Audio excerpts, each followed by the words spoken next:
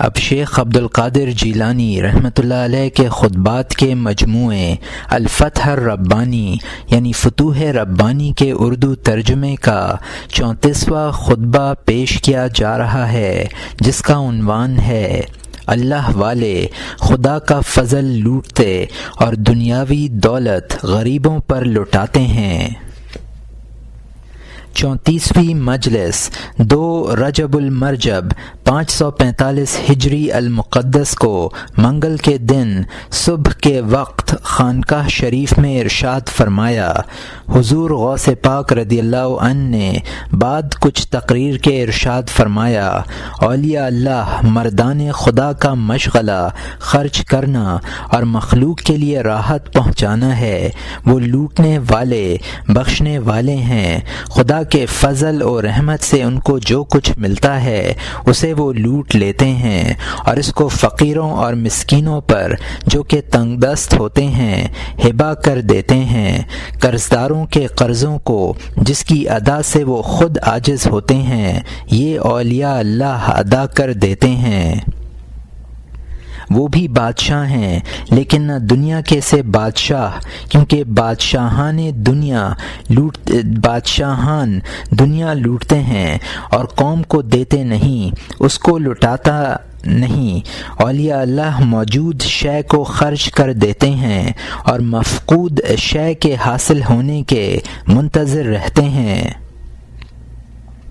وہ جو کچھ لیتے ہیں حق عز و جل کے ہاتھ سے لیتے ہیں، نہ کہ مخلوق کے ہاتھوں سے۔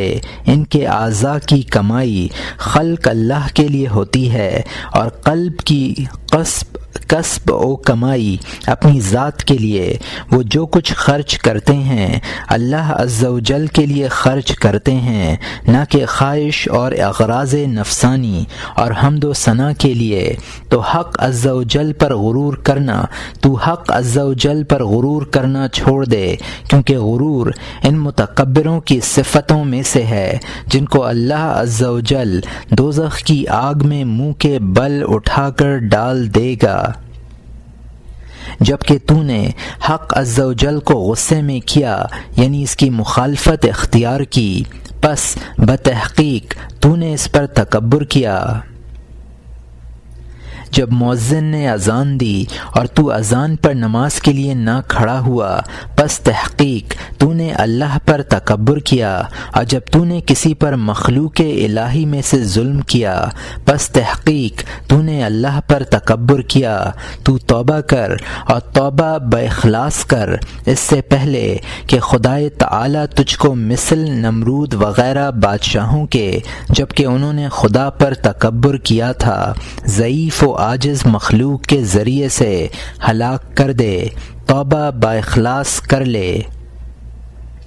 جب انہوں نے غرور کیا اللہ عز و جل نے ان کو عزت دینے کے بعد ذلیل کر دیا، امارت کے بعد انہیں فقیر بنا دیا، نعمت دینے کے بعد انہیں عذاب میں مبتلا کر دیا، زندگی کے بعد انہیں موت دے دی۔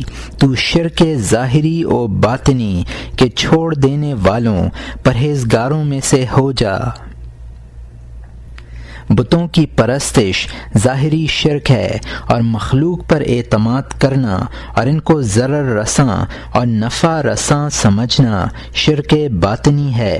شاذ و نادر دنیا میں وہ لوگ بھی ہیں کہ جن کے ہاتھ میں دنیا ہوتی ہے اور وہ اس کی محبت نہیں کرتے، وہ دنیا کے مالک ہوتے ہیں اور دنیا اس کی مالک نہیں ہوتی۔ دنیا اس کی محبت کرتی ہے اور وہ اس کی محبت نہیں کرتے۔ دنیا ان کے پیچھے دوڑتی ہے اور وہ اس کے پیچھے نہیں دوڑتے۔ وہ دنیا کو خدمتگار بناتے ہیں اور دنیا ان کو خدمتگار نہیں بناتی۔ وہ اس سے جدائی کرتے ہیں اور دنیا ان سے جدا نہیں ہوتی۔ انہوں نے اپنے قلب کو اللہ عز و جل کے لیے درست کر لیا ہے اور وہ دنیا ان کے فاسد کرنے پر قدرت نہیں رکھتی۔ وہ دنیا میں تصرف کرتے ہیں اور دنیا ان میں تصرف نہیں کر سکتی، اور اسی واسطے حضور نبی کریم علیہ الصلاۃ والتسلیم نے ارشاد فرمایا ہے، نیکوکار مرد کے لیے نیک مال اچھا ہے، نیز ارشاد فرمایا دنیا اسی کے لیے بہتر ہے جو کہ اس کو اپنے دونوں ہاتھوں سے خرچ کرتا رہے، اشارہ کر کے بتایا کہ ایسے اور ایسے اس کی تقسیم نیکی اور بھلائی کے کاموں میں ہو۔ تم دنیا کو مخلوق کی نفع رسانی کے لیے اپنے ہاتھوں میں لو اور اس کو اپنے قلب سے نکال دو، ایسی حالت میں یقیناً دنیا تم کو ضرر نہ پہنچا سکے گی اور نہ اس کی نعمت و زینت تم کو دھوکہ دے سکے گی، پس ان قریب دنیا سے تم بھی چلے جاؤ گے اور وہ بھی تمہارے بعد فنا ہو جائے گی۔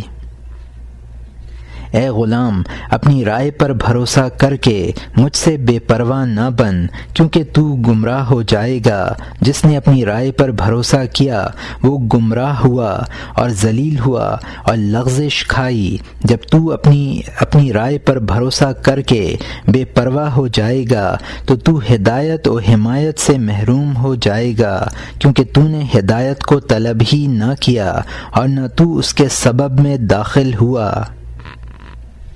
تو کہتا ہے کہ میں عالموں کے علم سے بے پرواہ ہوں، حالانکہ تو علم کا مدعی ہے۔ یہ تو بتا عمل کہاں ہے اور اس کا اثر اور سچائی کہاں ہے؟ تیرا دعوی علم کا صحیح ہونا عمل اور اخلاص اور مصیبت پر صبر کرنے سے ظاہر ہوگا، اور اس سے کہ تیری حالت میں کبھی تغیر نہ آئے اور تو ہائے وائے نہ کرے اور مصیبت پر خلق سے شاکی نہ بنے۔ تو اندھا ہو کر بینائی کا دعویٰ کس طرح کرتا ہے؟ تو کم عقل و کج فہم ہو کر عقل و فہم کا کیسے دعویٰ کرتا ہے؟ تو اپنے جھوٹے دعوے سے خدا کی طرف سے توبہ کر، رجوع لا اور اس کے سوا سب کو چھوڑ دے، تمام مخلوق سے اعراض کر اور کل کے خالق کو طلب کر۔ تجھے کیا کوئی ٹوٹے یا جڑے اور کوئی ہلاک ہو یا مالک بنے، تیری بلا سے تو صرف اپنے نفس کی خبر لے یہاں تک کہ وہ مطمئن ہو جائے اور رب عز و جل کی معرفت حاصل کر لے۔ اس وقت تو غیر کی طرف متوجہ ہونا تو اپنے مقصود کے راستے پر چل، خدا کو ڈھونڈ، اسی کی محبت، اسی کی صحبت دنیا و آخرت میں طلب کر، تقوی اور ما سوا اللہ سے یکسوئی و تنہائی کو اختیار کر، تو ہمیشہ کے لیے محو ہو جا۔ تو اپنے نفس کو اوامر و نواہی یعنی احکام شرعی کے سوا کسی چیز میں موجود نہ سمجھ، محویت میں رہ، کیونکہ خدائے تعالی نے تجھے اسی لیے قائم کیا ہے۔ اے مردو اور اے عورتوں، تم میں سے وہی نجات پائے گا جس کے پاس ایک ذرہ اخلاص کا، ایک اور ذرہ تقوی کا اور صبر و شکر کا ہوگا۔ میں تو تم کو مفلس و محتاج دیکھتا ہوں۔